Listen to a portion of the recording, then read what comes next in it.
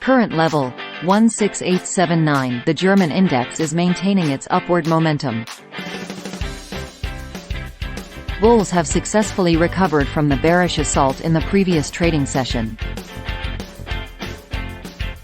If the bullish trend persists, GERMANY40 may attempt to surpass the resistance level at 16,959.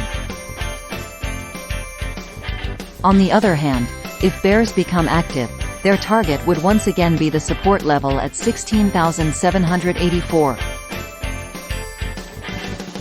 While there isn't significant macroeconomic news from Germany today, traders should exercise caution due to the strong correlation of the German index with U.S. indices, particularly during the news events mentioned in the EUR/USD analysis.